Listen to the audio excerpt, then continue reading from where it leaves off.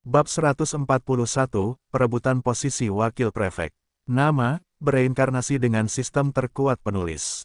Plus mematikan mengatur ulang. William memuji dirinya sendiri karena memikirkan strategi yang luar biasa untuk menghadapi bajingan yang berani menantang otoritasnya. Karena kau berani bertarung maka kau harus siap dengan konsekuensinya. William tertawa dalam hatinya saat melihat wajah Drake dan Spencer memerah karena marah. Para instruktur yang terhormat, aku tahu ini mungkin tiba-tiba, tetapi bisakah kalian membiarkan pertarungan ini terjadi? Tanya William. Aku perlu mengisi posisi lain agar manajemen tahun pertama berjalan lancar. Petik 2. Aku akan mengizinkannya, kata Grant dengan geli. Ayo pergi ke Coliseum, karena ini adalah Battle Royale lagi, itu akan menjadi tempat terbaik untuk mengadakan kompetisi. Drake dan Spencer mengutuk William dalam hati. Jika bukan karena kehadiran para instruktur, mereka mungkin sudah memberinya jari tengah. Mereka sudah menyesali kenyataan bahwa mereka berani menantang orang yang tidak tahu malu seperti itu. Meski begitu, karena mereka sudah membuat pernyataan, mereka harus melakukannya meskipun mereka pasti akan kalah. William ini sangat licik, gumam Andy. Dengan ini, tidak akan ada yang berani menantang otoritasnya di masa depan. Para instruktur, yang mendengarnya, menganggukkan kepala mereka tanda setuju. Ini adalah pertama kalinya mereka melihat karakter seperti itu muncul di kelas bela diri dan itu memberi mereka perasaan yang sangat menyegarkan. Para siswa divisi sihir dan roh mencatat strategi ini di hati mereka. Jika mereka menjadi kepala prefek di asrama mereka sendiri, maka meniru pendekatan William akan memastikan bahwa posisi mereka akan tetap aman dan terjamin. William telah tumbuh banyak sejak terakhir kali kita melihatnya. Seorang wanita muda cantik dengan rambut biru tengah malam berkata sambil memegang tangan kekasihnya. Sepupuku biasanya suka bersikap rendah hati, tetapi karena dia dipaksa menjadi pusat perhatian, dia memanfaatkannya sepenuhnya. Pria muda tampan dengan rambut merah pendek itu menganggukkan kepalanya tanda setuju. Aku tidak pernah mengira bahwa dia akan menjadi kepala prefek begitu dia memasuki akademi kerajaan. Aku sangat terkesan. Begitulah katamu. Tetapi bukankah kau juga kepala prefek selama tahun pertamamu? Itu karena tidak ada individu yang kuat saat itu. Itu bukan karena kurangnya individu yang kuat, kata wanita cantik itu sambil menyandarkan kepalanya di dada pria itu.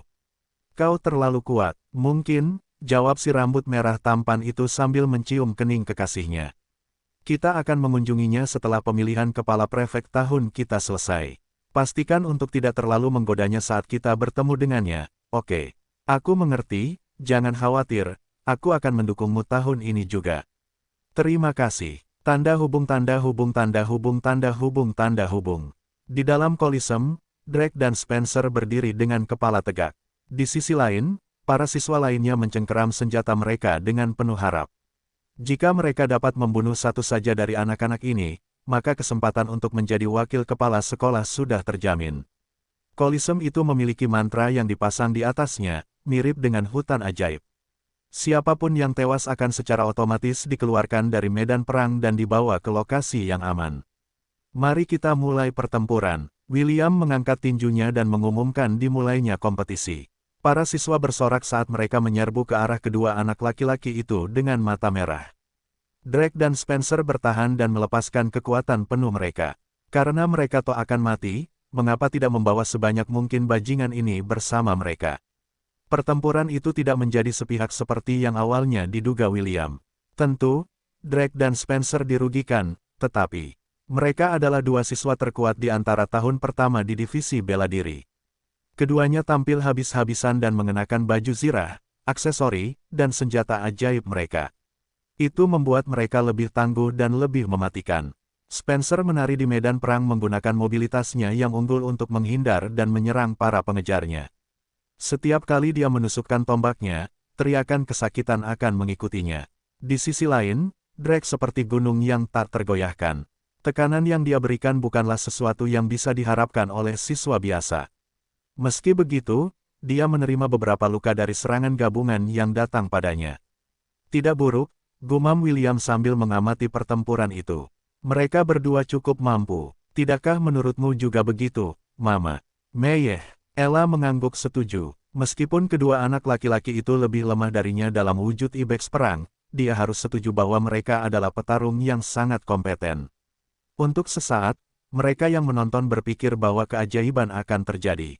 Namun, semua harapan ini menghilang ketika dengungan lembut mencapai telinga Drake. Sial, Drake mengumpat ketika dia menyadari bahwa orang yang telah membunuhnya di dalam hutan ajaib telah menyerang pada saat kritis. Dia saat ini menangkis 4 penyerang, dan pemanah itu memilih untuk menyerang tepat saat dia melepaskan serangannya. Mustahil untuk menghindar, jadi yang bisa dia lakukan hanyalah bertahan. Dia berharap baju besinya cukup kuat untuk menangkis anak panah dari gadis berambut hitam yang penuh kebencian yang telah menusuknya dari belakang untuk kedua kalinya. Anak panah itu mengenai sasarannya, dan tubuh Drake menegang sebelum berubah menjadi partikel cahaya. Anak panah adamantium. William mengangkat alisnya. Gadis ini benar-benar menakutkan. Dia masih menyimpan kartu truf di balik lengan bajunya. Setelah membunuh Drake, Priscilla mengangkat kepalanya untuk menatap William sejenak sebelum membidik Spencer di kejauhan. Dia melepaskan 4 anak panah secara berurutan membentuk lengkungan indah di udara. Ketika anak panah itu mendekati Spencer, semuanya meledak dan memberikan kilatan cahaya yang menyilaukan. Semua murid, termasuk Spencer, sempat dibutakan oleh serangan itu. Priscilla memasang anak panah adamantium lain di busurnya dan membidik. Saat dia melepaskan anak panah, hembusan angin mengikutinya. Rambut hitamnya menari-nari saat dia menyipitkan matanya untuk melihat sasarannya. Kepala Spencer hancur berkeping-keping seperti semangka sebelum berubah menjadi partikel cahaya. Sangat tegas, komentar William. Tidak buruk. Andy mengusap dagunya sambil tersenyum saat dia menatap Priscilla. Dia sudah berniat untuk menjadikan Priscilla dan William sebagai muridnya selama mereka tinggal di Royal Academy. Dia sangat puas dengan penampilan mereka dan dia berharap mereka akan terus tumbuh menjadi ahli di bidang panahan. Para siswa tahun ini cukup kompeten, komentar salah satu instruktur bela diri sambil menyeringai. Sepertinya, tahun ini, kita akan memiliki kesempatan untuk mengajari para penyihir sombong itu 1 atau 2 hal. Instruktur lainnya menganggukkan kepala mereka tanda setuju. Mereka telah lama menerima bahwa mereka akan tetap berada di posisi peringkat terendah lagi tahun ini, tetapi kemunculan William, Priscilla, Drake, dan Spencer membawa harapan bagi mereka.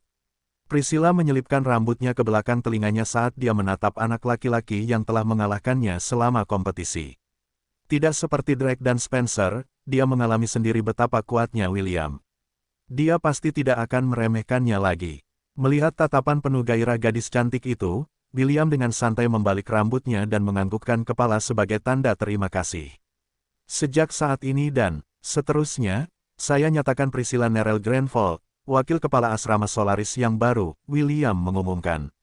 Juga, aku akan memilih beberapa siswa lagi untuk menjadi pengurus di bawah manajemenku. Meskipun posisi wakil kepala sekolah sudah diambil, masih ada slot lain yang harus diisi. Jadi, semuanya, berusahalah sebaik mungkin. Mereka yang berprestasi baik setelah sebulan akan menjadi pengurus angkatan berikutnya untuk tahun pertama. Para siswa bersorak serempak. Mereka cukup senang karena diberi kesempatan yang adil untuk menunjukkan kemampuan mereka dan memenangkan posisi resmi alih-alih harus menggunakan suap, atau merendahkan diri untuk menjadi antek William demi menaikkan pangkat mereka di asrama Solaris Penafian. Bab ini berisi adegan R18. Kegembiraan di divisi kelas bela diri tahun pertama mereda setelah beberapa hari. Penampilan gemilang William telah terabaikan karena kompetisi untuk kepala prefek kelas divisi bela diri, roh, dan sihir di berbagai tingkat tahun telah dimulai. Pahamilah bahwa menjadi komandan atas seluruh divisi adalah posisi yang tidak akan dibiarkan begitu saja oleh siapapun. Itu adalah cara termudah untuk diperhatikan oleh Raja Kerajaan Helan dan menerima kebaikan hatinya. William, Ella, dan Kenneth ingin melihat bagaimana ST akan melakukannya dalam kompetisinya, tetapi mereka dilarang memasuki divisi sihir.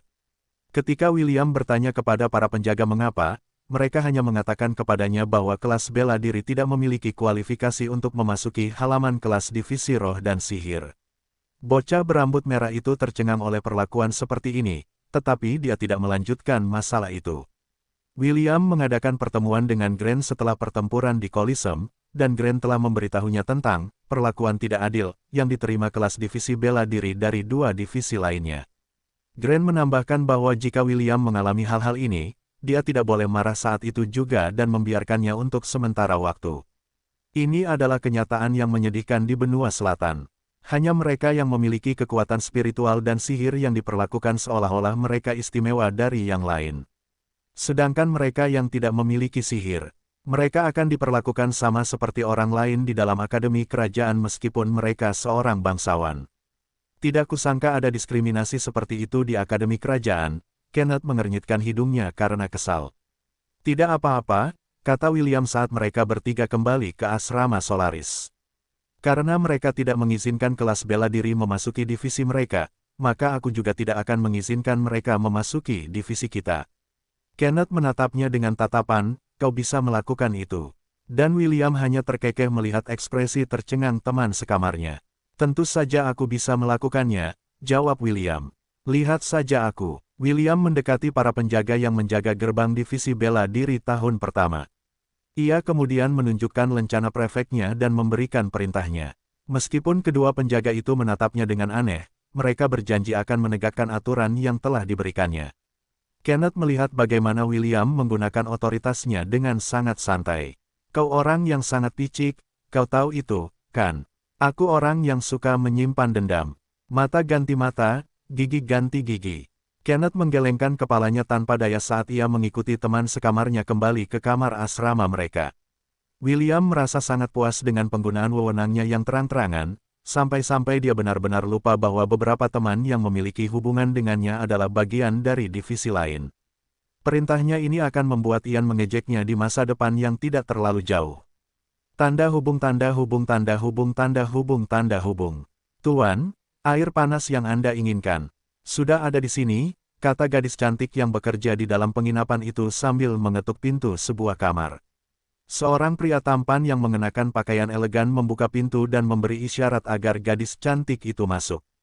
Ketika gadis cantik itu sudah aman di dalam kamarnya, dia mengunci pintu dan menghadapinya dengan seringai.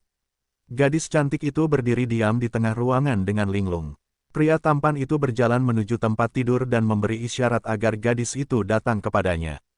Kemarilah, perintah pria itu. Petik 2 titik titik titik. Ya, jawab gadis itu sambil berjalan ke arahnya. Dia berhenti setengah meter dari pria itu dan menunggu dengan sabar perintah berikutnya. Pria itu mengangkat dagu gadis itu sambil menatap matanya yang berkabut.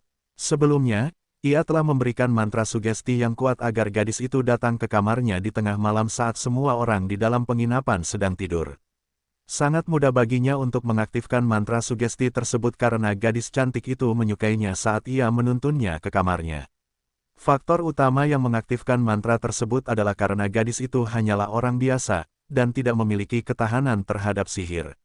Ia hanya perlu menunggu hingga efek mantra tersebut matang agar korbannya mau masuk ke dalam pelukannya. Saatnya mencicipi, pria tampan itu menundukkan bibirnya dan mencium gadis cantik itu.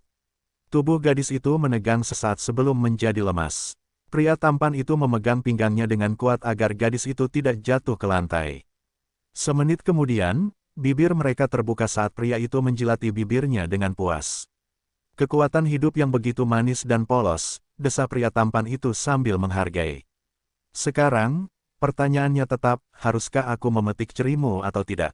Gadis itu tidak menjawab. Ia bersandar lemah di dada pria itu seolah-olah semua kekuatannya telah tersedot keluar dari bibirnya. Jika lelaki itu benar-benar memutuskan untuk melakukan apa yang diinginkannya, gadis itu pasti tidak akan mampu melawan. Lelaki tampan itu dengan cekatan menanggalkan pakaian atas gadis itu sehingga payudaranya yang indah tampak di depan matanya.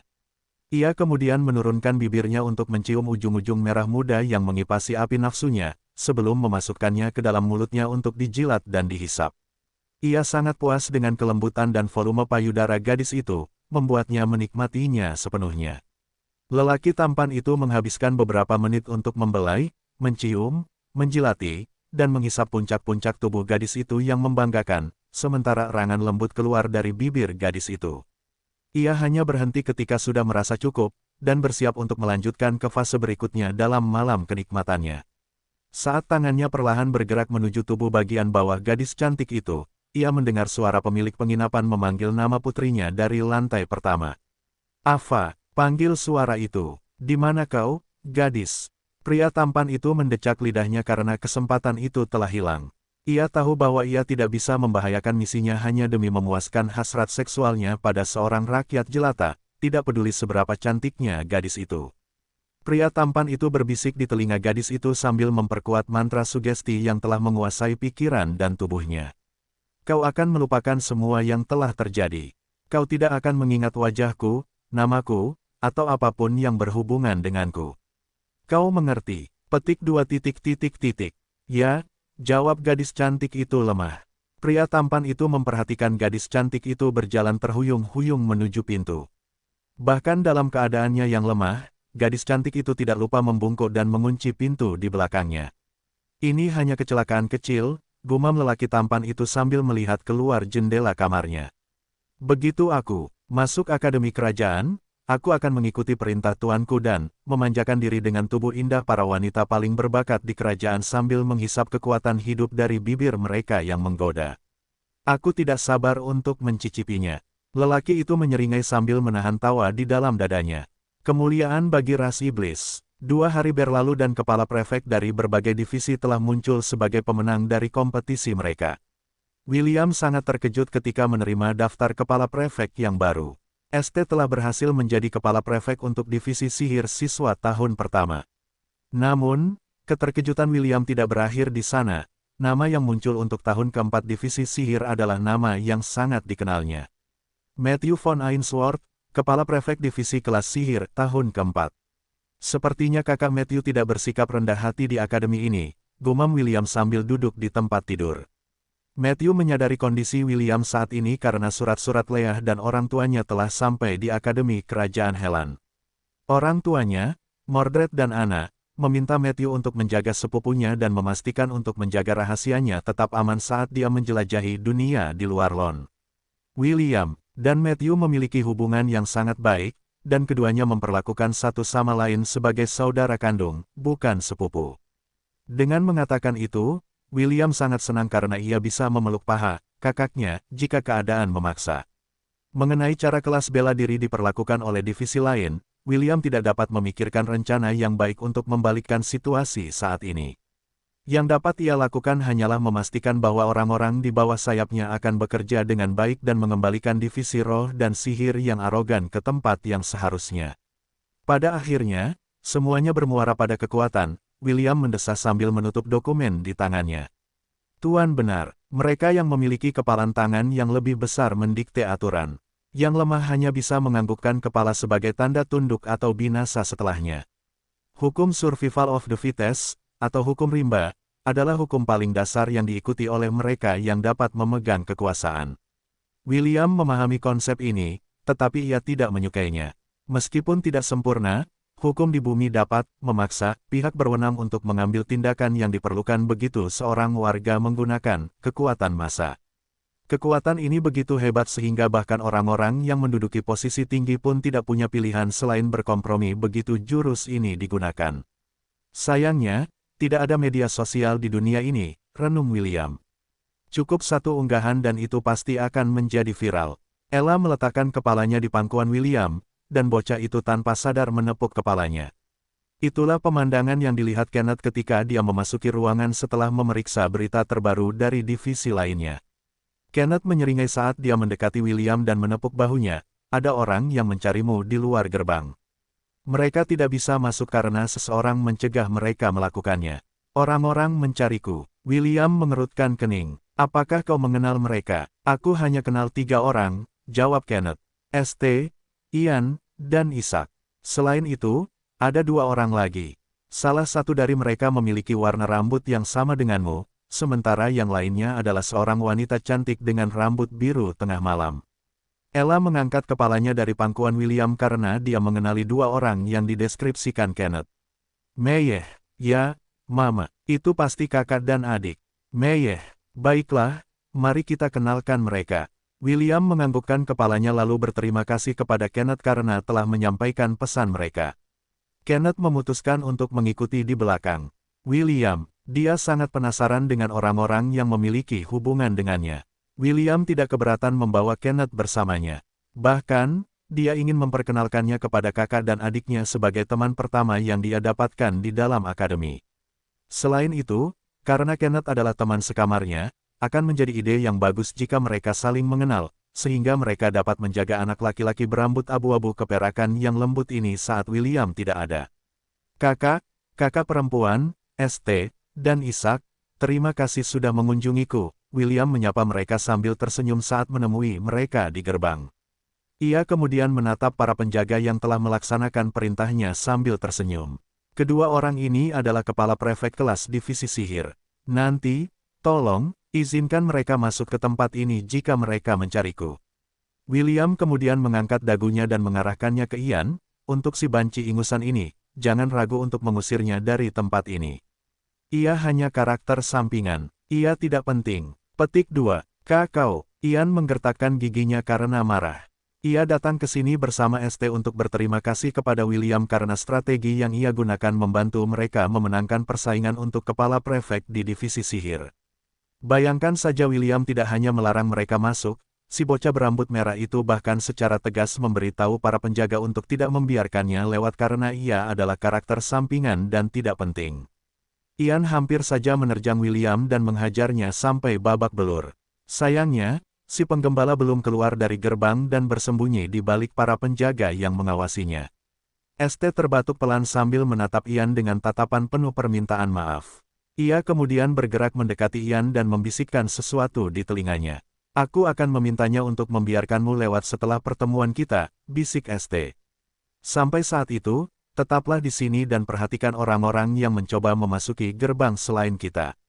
Aku yakin mereka adalah orang-orang yang ingin merekrut William ke dalam kelompok mereka.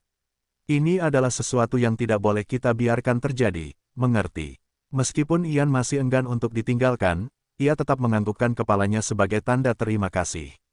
William telah menjadi topik hangat di divisi roh dan sihir, ada banyak orang yang ingin menjadikannya bagian dari tim mereka. Alasan mereka datang ke sini setelah upacara adalah untuk meminta William bergabung dengan kelompok mereka saat mereka memasuki ruang bawah tanah dan domain di masa mendatang. Ketiga anak itu, ST, Ian, dan Ishak tahu betul seberapa kuat William dalam pertempuran. Jika tim lain berhasil memburunya, bukankah itu akan menurunkan peluang mereka untuk menyelesaikan ruang bawah tanah sulit yang tersedia di akademi? Ini adalah sesuatu yang tidak bisa mereka biarkan terjadi. Dimengerti, Ian menganggukkan kepalanya. Dia adalah seseorang yang bisa memikirkan gambaran yang lebih besar. Terima kasih, jawab ST. Jangan khawatir, aku akan meyakinkannya. Pastikan untuk berhenti beradu argumen dengannya setelah aku berhasil dalam negosiasi. Baiklah, Ian mendesah. Tidak ada yang bisa dia lakukan, selain menerima kenyataan bahwa William bukan lagi siswa biasa yang bisa dia ganggu. Dia adalah kepala prefek divisi, yang berarti dia harus memberinya sedikit muka di depan publik. Matthew dan Leah sedang berbicara dengan William, tetapi mereka juga memperhatikan ST dan si kembar yang selalu ada di sekitarnya. Meskipun mereka tahu bahwa mereka adalah teman-teman William, mereka berdua masih waspada dengan latar belakang mereka. Bagi mereka, William terlalu mudah percaya. Karena itu, mereka mengambil keputusan sendiri untuk mengawasi orang-orang yang mencoba mendekatinya. Yang tidak mereka ketahui adalah bahwa Ella adalah penilai karakter yang sangat baik. Karena dia telah menjamin temperamen ST, Ishak, Ian, dan Kenneth, William pasti akan memasukkan mereka dalam lingkaran pertemanannya. Kakak, aku tahu kau hebat, tapi aku tidak tahu kau sehebat ini. William menyanjung kakaknya yang membuat sang kakak menepuk kepalanya dengan sayang.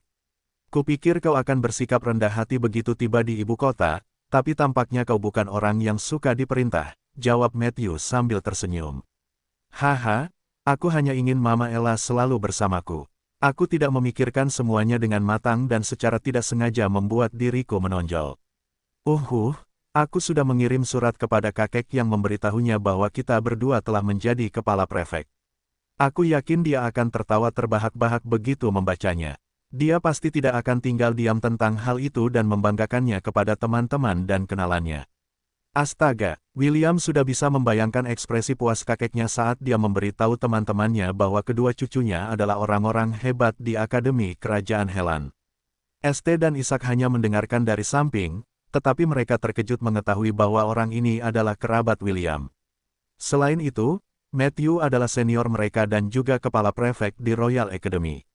ST membuat catatan mental untuk mengumpulkan informasi tentang kakak William begitu dia kembali ke kamar asramanya. Ah, kakak Leah, kau tampak semakin cantik sejak terakhir kali aku melihatmu, William memuji kakaknya. Dia kemudian melirik kakaknya dan memberinya senyuman penuh pengertian. Kakak, jika kau tidak menjaga kakak, beberapa lebah akan tertarik padanya. Jangan khawatir, bahkan jika mereka datang bergerombol, aku akan membakar mereka semua sampai habis, jawab Matthew dengan percaya diri. Selama bertahun-tahun mereka berdua tinggal di akademi, beberapa siswa, dari tingkat yang berbeda, selalu mengungkapkan perasaan mereka kepada Leah. Ini adalah alasan lain mengapa Matthew berusaha sebaik mungkin untuk menjadi kepala prefek, sehingga dia dapat melindungi tunangannya dari serangga-serangga yang menjengkelkan ini.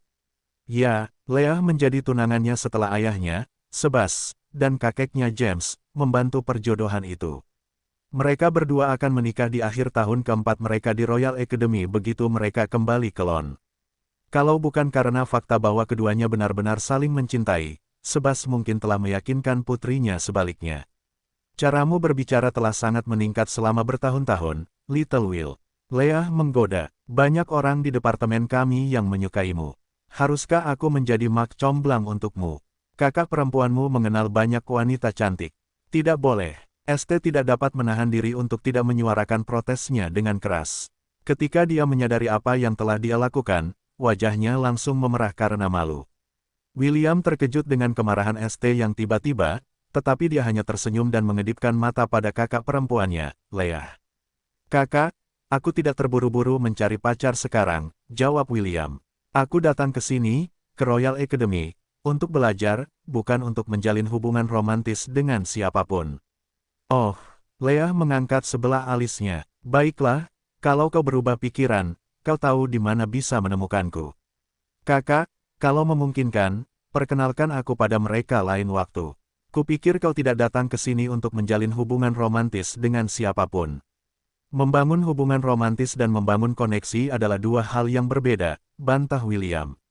Lebih baik mengenal banyak orang sehingga kau tahu harus bicara dengan siapa jika kau perlu meminta bantuan. Baiklah, Leah menganggukkan kepalanya tanda mengerti.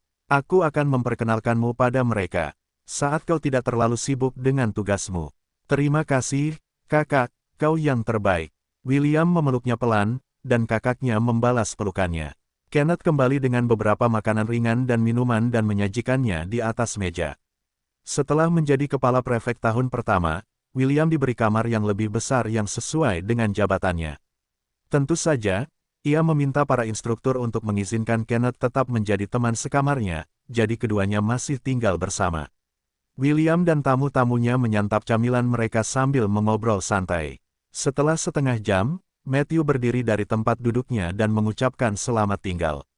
Kita tidak bisa tinggal lama di sini karena aku masih punya tugas yang menungguku di divisi tahun keempat. Matthew menepuk bahu William. Namun, jika kau punya pertanyaan tentang menjadi kepala prefek, jangan ragu untuk bertanya padaku. Aku akan memberitahu para penjaga untuk mengizinkanmu memasuki tempat ini. Terima kasih, kakak, jawab William. Ketika aku menemui kesulitan, aku akan segera menemuimu dan meminta bantuanmu. Petik 2. Jangan membuat masalah. Tentu saja tidak. Aku anak yang baik. William dan Matthew saling bertukar pandang sebelum Matthew menganggukkan kepalanya dan meninggalkan ruangan bersama Leah. Begitu ia pergi, ST akhirnya bisa bernapas lega. Ia cukup peka ketika orang-orang mengamatinya dari jarak dekat. Karena itu, dia tidak dapat memberitahu William alasan sebenarnya untuk kunjungannya. Sekarang setelah roda ketiga dan keempat hilang, ST akhirnya memutuskan untuk langsung ke intinya. William, aku datang ke sini untuk meminta bantuanmu, kata ST. Apakah ini tentang Ian? William mendengus. Baiklah, aku akan mengizinkannya masuk, tetapi hanya saat dia bersamamu. Aku tidak ingin dia keluar dari jalannya untuk mengunjungi divisi bela diri hanya untuk menggangguku. Terima kasih, ST terkekeh. Namun, itu bukan alasan utama kunjunganku. Bukan, tidak, aku di sini untuk mengusulkan sebuah kolaborasi. Sebuah kolaborasi. William memiringkan kepalanya dengan bingung. Apa yang ada dalam pikiranmu? Begini, ST memulai penjelasannya. ST memberitahu William bahwa akan ada penilaian bulanan dan triwulanan untuk setiap kepala prefek dan mereka akan diminta untuk mengunjungi ruang bawah tanah atau domain sebulan sekali. Untuk ruang bawah tanah, sebaiknya ada kelompok yang terdiri dari 5 hingga 6 orang. ST meminta William untuk menjadi bagian dari kelompoknya secara permanen dan tidak bergabung dengan kelompok lain yang kemudian akan mendatanginya dan memintanya untuk bergabung. William memahami inti usulan ST dan langsung menyetujuinya. Dia pernah bertarung berdampingan dengan ST dan si kembar di masa lalu. Menurut standarnya, mereka bertiga adalah individu yang sangat cakap dan membentuk kelompok dengan mereka akan mendatangkan keuntungan baginya. Dia kemudian melihat ke arah anak laki-laki yang tampak lembut yang duduk di sebelahnya dan meminta pendapatnya. "Bagaimana denganmu, Kenneth?" tanya William. "Apakah kamu ingin bergabung dengan tim kami juga?" "Bolehkah?" jawab Kenneth. Baginya, selama dia bersama William, untuk mengamatinya, dia tidak keberatan ikut dalam kelompok mereka untuk menjelajahi ruang bawah tanah dan domain. "Tentu saja boleh." William menepuk dadanya. "Dengan ini, kita sudah berlima. Namun, aku merasa sedikit sedih." "Merasa sedih?" ST bertanya. "Kenapa?" William mendesah, "Sebuah pesta yang hanya beranggotakan anak laki-laki. Apakah kita akan membentuk boy band? Bagaimana kalau kita mengajak seorang gadis untuk bergabung dengan pesta kita sehingga kita akan memiliki inspirasi?" Meskipun ketiga anak itu tidak mengerti istilah boy band, mereka menyadari bahwa apa yang dikatakan William mengandung beberapa kebenaran. ST dan Isaac memiliki perasaan campur aduk tentang pernyataan William. Mereka ingin mengatakan sesuatu, tetapi pada akhirnya, mereka menahan diri dan hanya mendesah dalam hati. "Bagaimana kalau kau mengundang Priscilla untuk bergabung dengan kita?" Kenneth mengusulkan. "Dengan keahliannya, kekuatan pesta kita akan meningkat pesat." "Priscilla," William menyilangkan lengan di dadanya saat dia mempertimbangkan usulan teman sekamarnya. Mengenai kemampuan bertarung, Priscilla adalah pilihan yang bagus. Namun, William tidak yakin apakah menambahkannya ke tim mereka adalah ide yang bagus. "Biar aku pertimbangkan dulu," kata William setelah berpikir dengan saksama. William kemudian menatap Mama Ella yang bisa diandalkannya.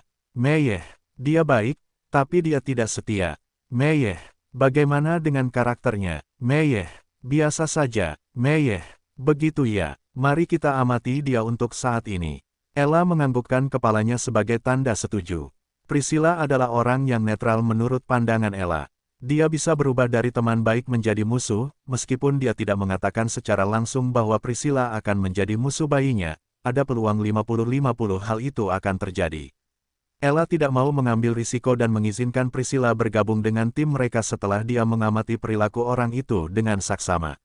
Baru setelah dia memastikan bahwa Priscilla tidak mengancam bayinya, barulah dia memberi William tanda mulai dan mengizinkannya bergabung dengan kelompok mereka.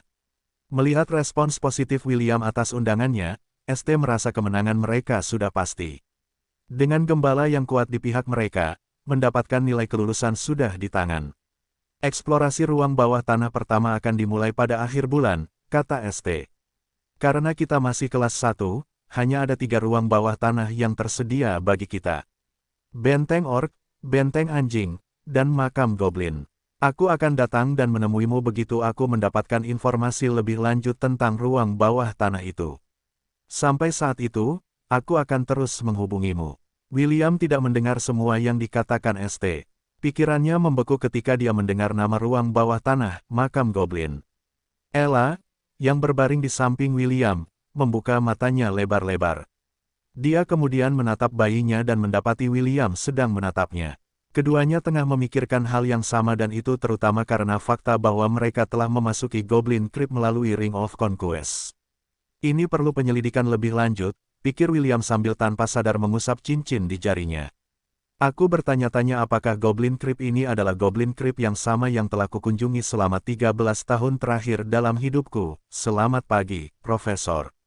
"Selamat pagi. Selamat pagi, Profesor. Selamat pagi juga untukmu." Seorang pemuda tampan, yang tampaknya berusia awal 20-an, menyapa kedua mahasiswa yang sedang menatapnya dengan ekspresi memerah. "Hari ini adalah hari pertama kelas," kata profesor tampan itu sambil tersenyum. "Jika kalian tidak bergegas, kalian berdua akan terlambat.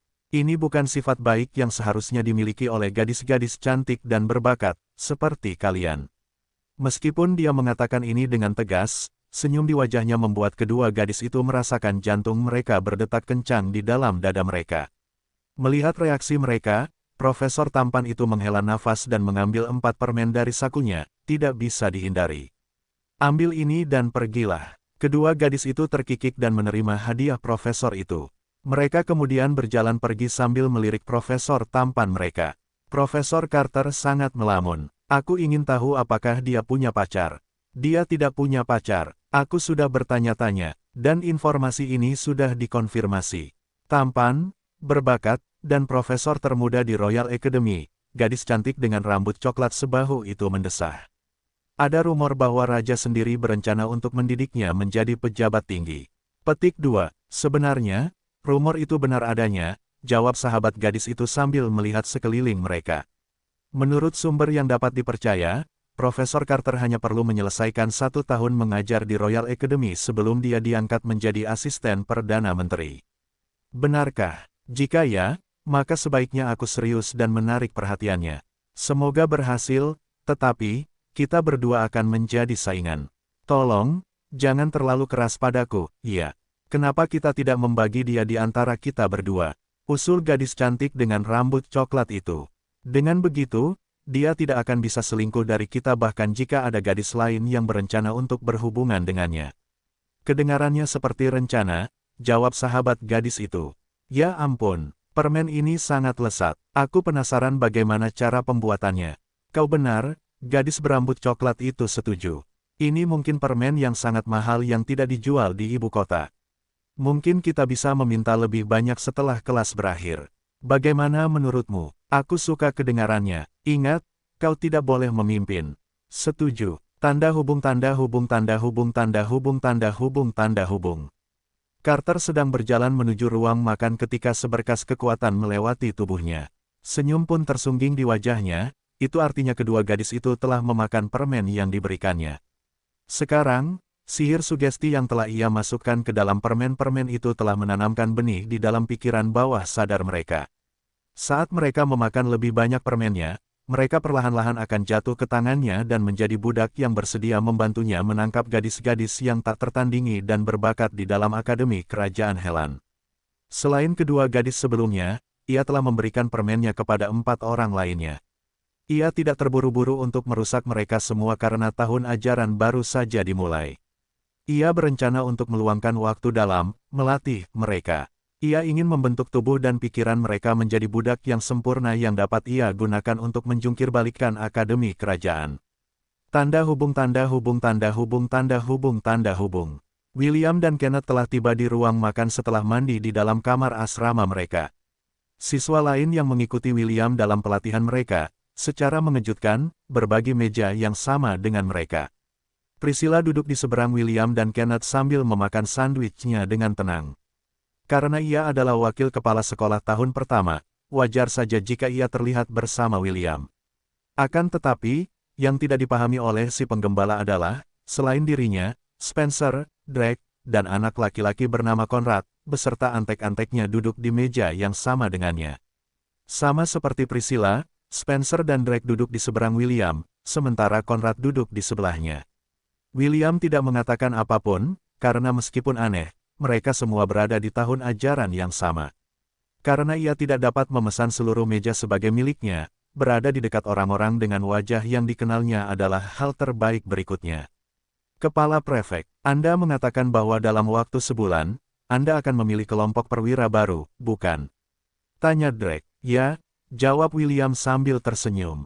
Apakah Anda tertarik? Sangat tertarik. Kalau begitu, Anda harus berusaha sebaik mungkin. Saya hanya akan memilih individu yang cakap, kata William. Namun, dengan keadaan Anda sekarang, Anda tidak akan memenuhi syarat untuk posisi apapun yang saya inginkan. Mengapa? Tanya Drake. Saya yakin dengan kekuatan saya. Siswa lain yang sedang makan di dalam ruang makan menajamkan telinga mereka untuk mendengarkan percakapan mereka. Sebelumnya, ruang makan masih berisik, tetapi sekarang, hanya suara perkakas yang bergerak yang terdengar. Kekuatan saja tidak akan memenangkan pertempuran, jawab William. Saya sudah menyebutkan ini dalam pidato saya ketika saya menjadi kepala prefek. Selain itu, pertempuran individu akan jarang terjadi mulai saat ini dan seterusnya. Jika Anda ingin memiliki posisi, Anda harus belajar bekerja sama dalam pertempuran kelompok.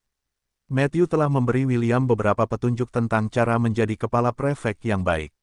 Sebagai seseorang yang telah memegang jabatan tersebut selama 4 tahun berturut-turut, Matthew sangat menyadari betapa sulitnya mempertahankan posisinya. Karena itu, dia tidak berhemat dalam hal apapun dan memberitahu William dengan tepat apa yang perlu dia lakukan agar berhasil. "Apakah kamu berbicara tentang pertempuran antar divisi?" tanya Spencer. "Ya dan tidak," jawab William sambil meminum jus buahnya. "Selain pertempuran melawan divisi lain, kita juga diharuskan menyelesaikan misi dari akademi. Meskipun kamu dapat melakukan misi ini sendirian, akan lebih cepat jika kamu melakukannya dengan sekelompok orang. Anggap saja ini sebagai bentuk pelatihan. Tetapi membentuk tim hanya untuk yang lemah," gumam Drake. "Aku ingin menjadi seperti SWAT Sein yang melindungi perbatasan kerajaan Helan. Dengan dia sendiri, pasukan dari 4 kerajaan lainnya tidak berani memasuki wilayah kita. Aku menginginkan kekuatan seperti itu." William menepuk bahu Drake dan mengucapkan semoga berhasil. Dia tidak menentang gagasan untuk berjalan di jalan yang sepi menuju puncak alam fana. Faktanya, ini adalah jalan yang awalnya diputuskan William untuk diambil ketika dia lahir di dunia ini. Namun, dia tidak ditakdirkan untuk menempuh jalan yang sepi itu.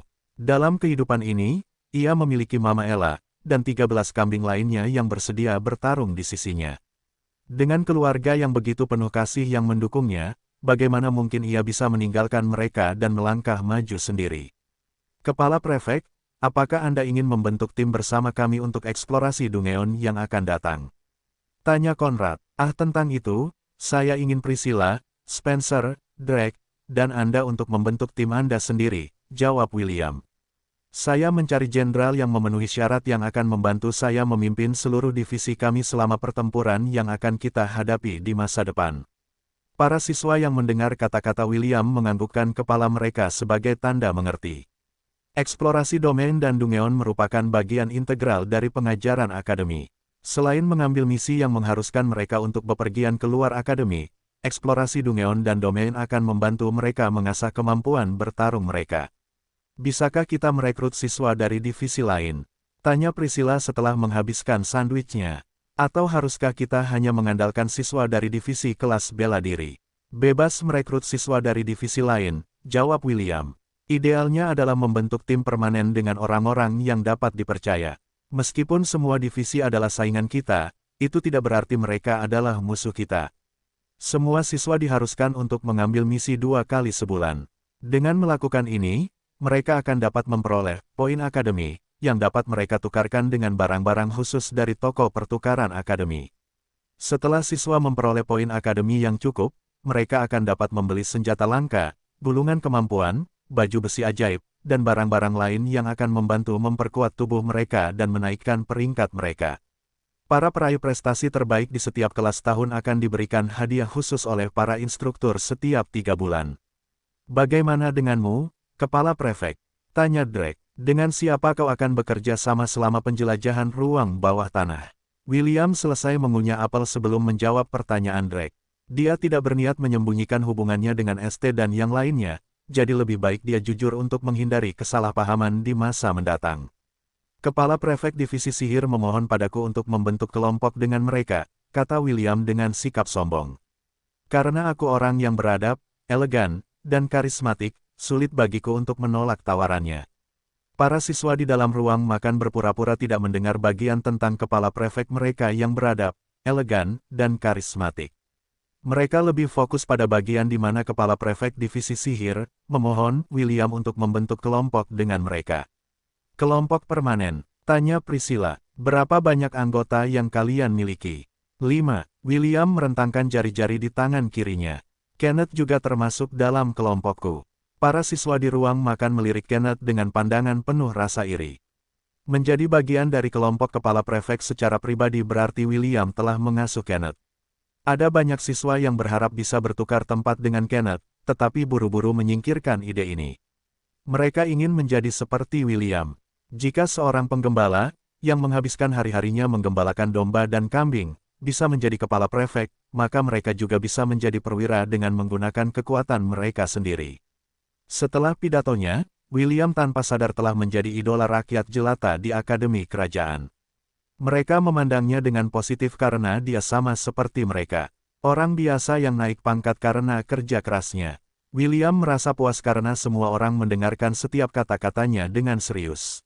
Ini belum pernah terjadi padanya sebelumnya dan biasanya, dia, yang perlu mendengarkan orang lain dengan serius. Sang penggembala menikmati momen kebahagiaan ini, tidak menyadari bahwa dia akan terjebak dalam badai yang sedang terjadi di dalam Akademi Kerajaan. 2 minggu telah berlalu dan William akhirnya terbiasa dengan kehidupan sehari-harinya di Akademi. Pelajaran-pelajarannya sangat informatif, terutama kelas yang menjelaskan tentang binatang roh liar yang berkeliaran di benua selatan.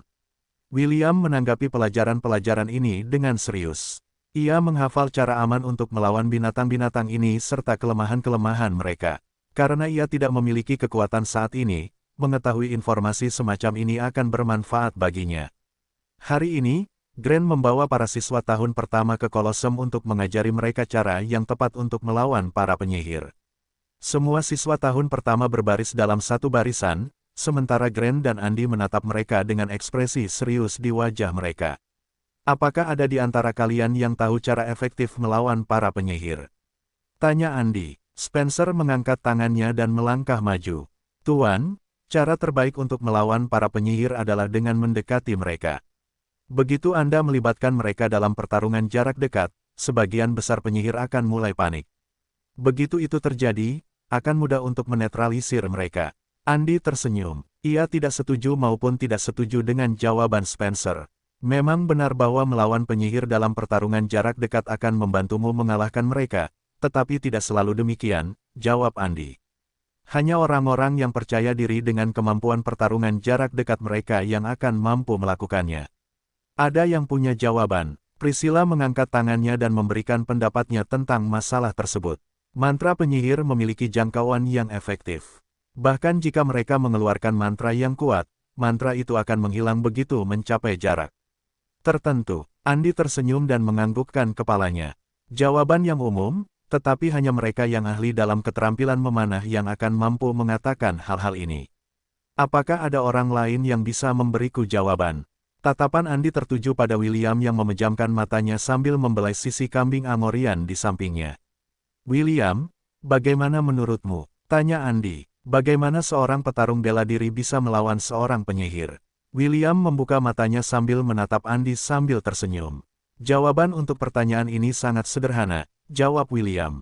Itu akan tergantung pada kondisi tertentu dan kemampuan orang yang bertarung melawan penyihir.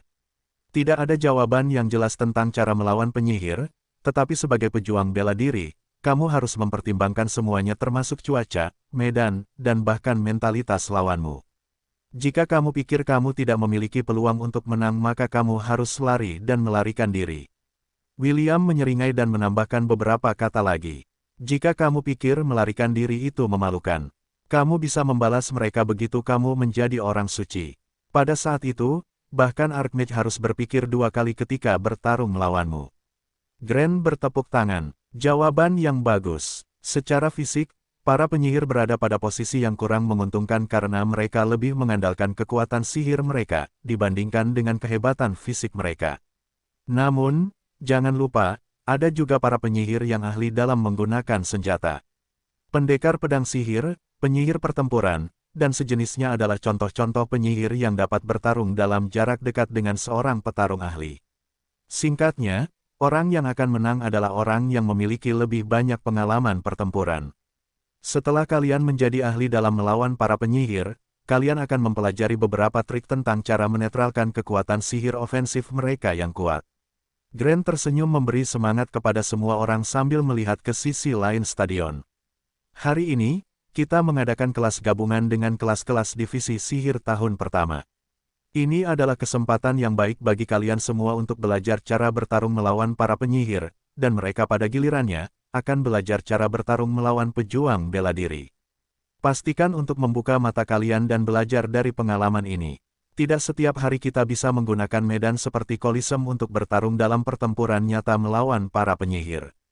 Tepat saat Grant menyelesaikan pidatonya, divisi kelas sihir, yang dipimpin oleh ST, memasuki stadion. Para penyihir yang sombong itu menatap para prajurit dari kelas bela diri dengan ekspresi sombong. Beberapa siswa dari kelas bela diri mengerutkan kening, tetapi mereka tidak mengatakan apa-apa dan hanya memperhatikan mereka dari kejauhan. Sudah menjadi aturan yang diterima secara luas bahwa para penyihir akan selalu lebih unggul daripada mereka yang tidak memiliki kemampuan untuk menggunakan sihir. Hari ini, kalian akan belajar cara bertarung melawan para petarung, jelas Layla. Ini adalah kelas gabungan dengan kelas bela diri, jadi pastikan untuk mengamati mereka dengan saksama. Meskipun mereka tidak memiliki kekuatan sihir, itu tidak berarti bahwa mereka mudah dikalahkan. Ingat, satu anak panah dapat mengakhiri hidupmu jika kalian tidak berhati-hati. Jangan khawatir, Profesor Layla, seorang anak laki-laki tampan, yang tampaknya seorang bangsawan, berkata sambil mengibaskan rambutnya dengan percaya diri.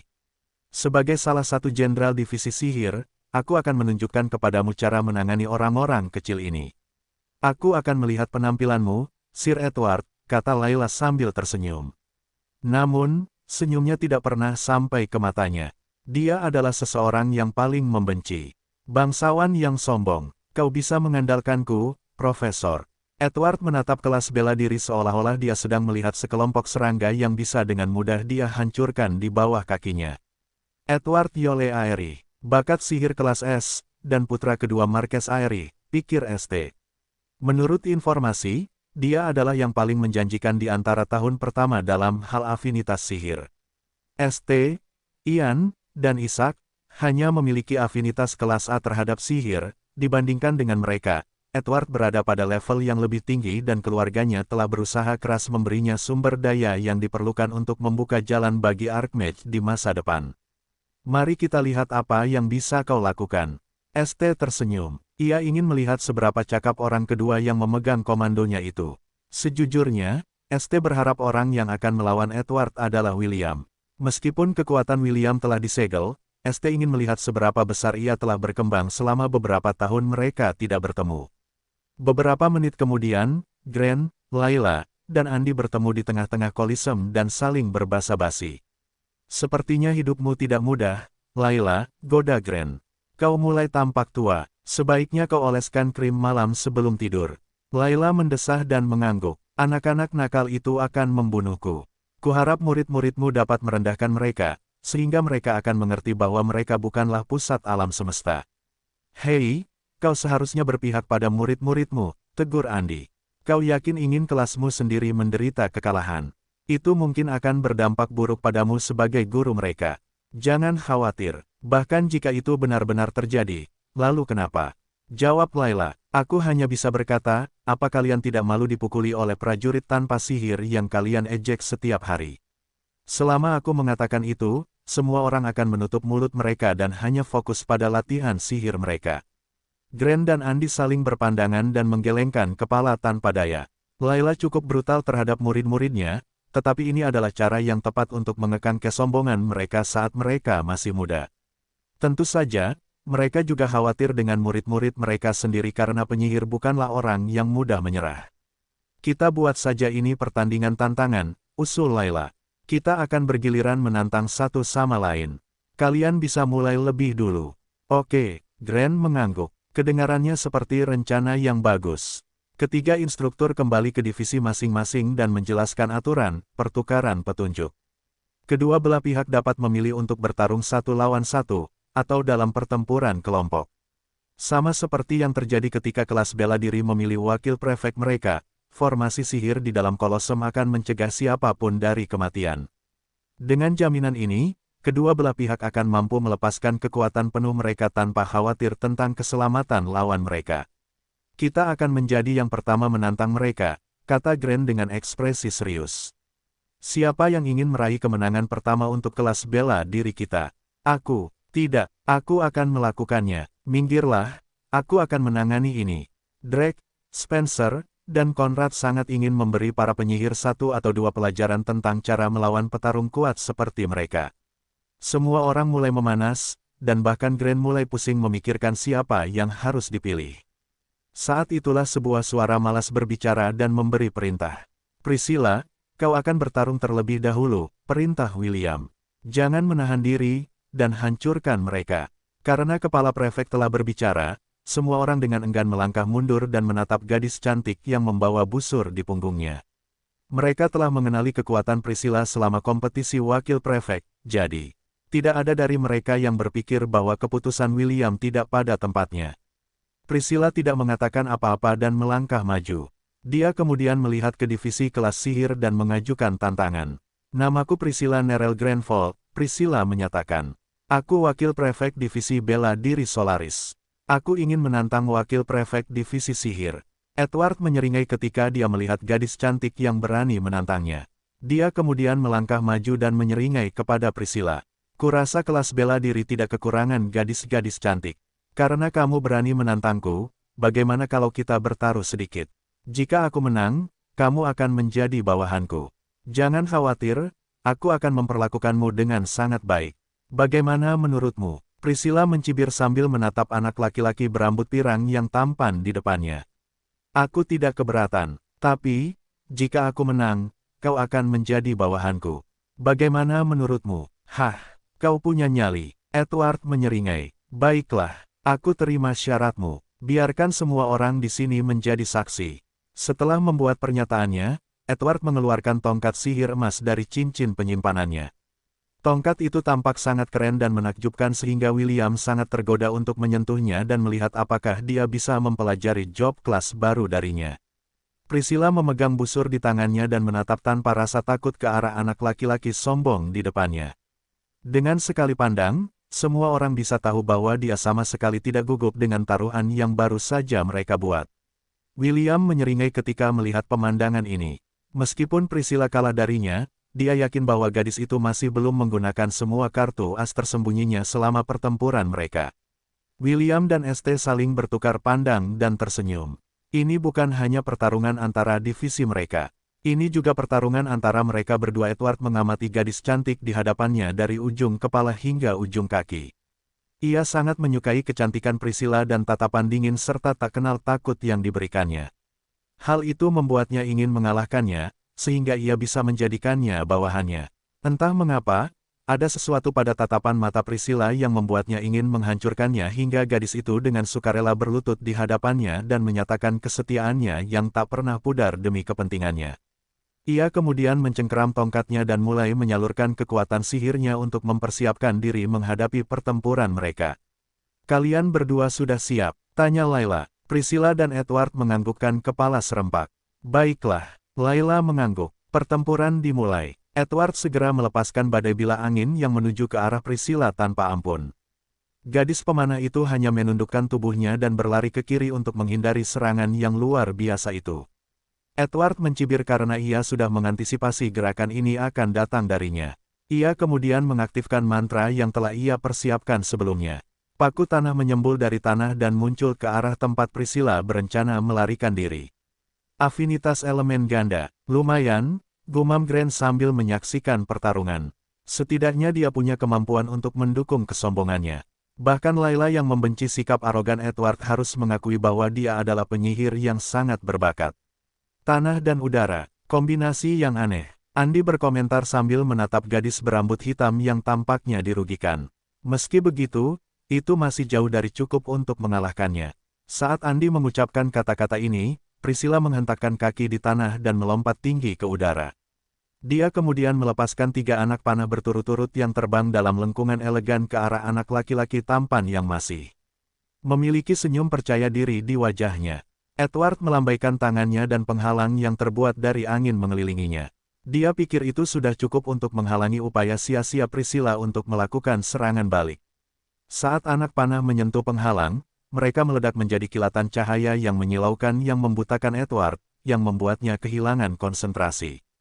Gerakan ini, Spencer meringis. Bagaimana mungkin dia bisa melupakan jurus yang digunakan Priscilla padanya selama pertempuran di Coliseum?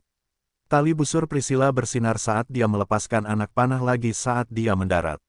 Edward tahu bahwa dia dalam posisi yang kurang menguntungkan, jadi dia segera mengetuk tanah di bawahnya dengan tongkatnya. Sebuah kubah yang terbuat dari tanah mengelilinginya.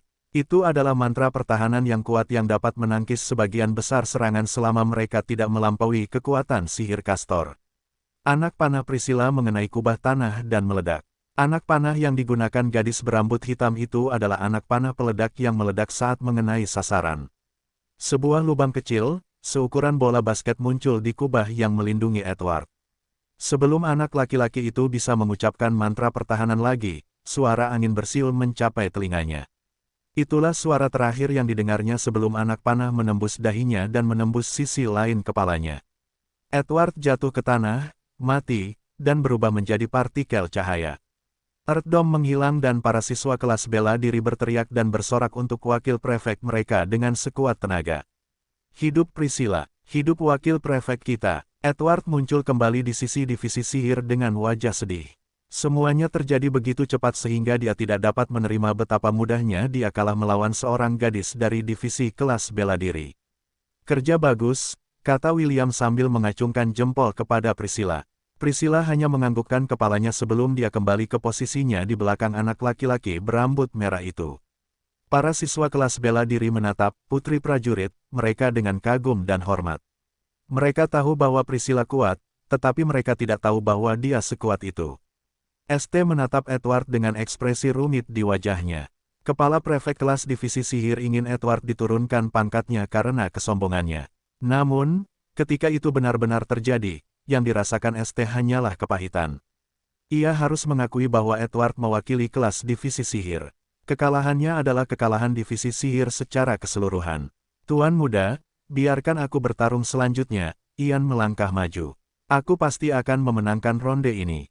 Siapa yang akan kau tantang? ST bertanya tanpa menoleh ke belakang pada pengikut setianya.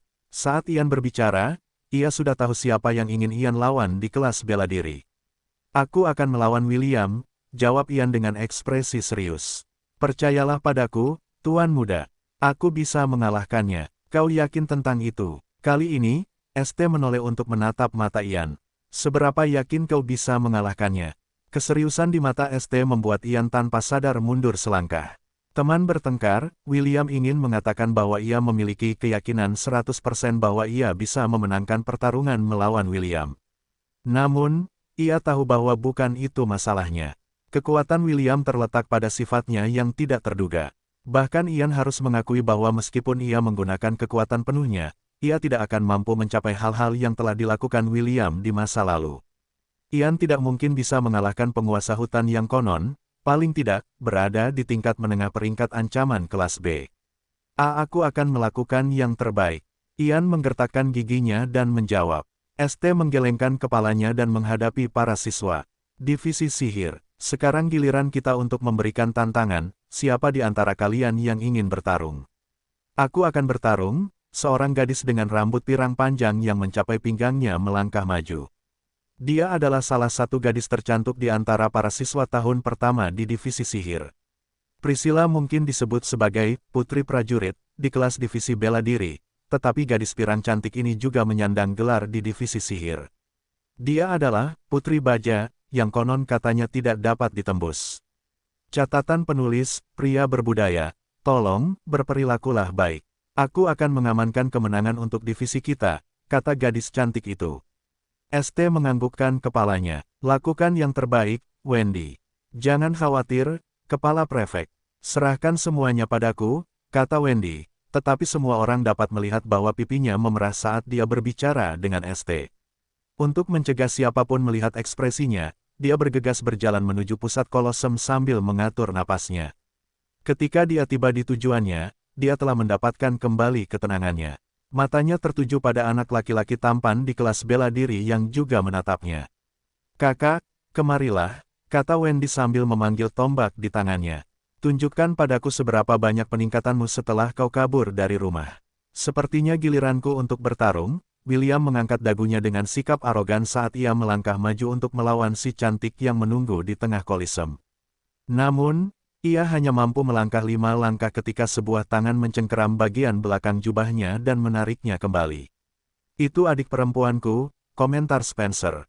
Aku saudara kembarnya dan ia memanggilku, bukan kau, kepala prefek. Apa, kau kakak dari gadis cantik itu? William mengamati Spencer dari ujung kepala sampai ujung kaki.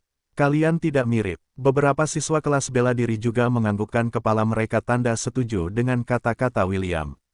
Meskipun Spencer tampak keren, kecantikan gadis itu setidaknya 2 tingkat lebih tinggi darinya. Aku sudah mendengarnya sepanjang hidupku. Spencer mendesah saat ia melangkah maju. Kepala prefek, aku minta maaf sebelumnya. William menganggukkan kepalanya tanda mengerti. Jangan khawatir, lakukan apa yang harus kau lakukan. Terima kasih. Kenalkan aku dengan adik perempuanmu nanti. Petik 2 titik.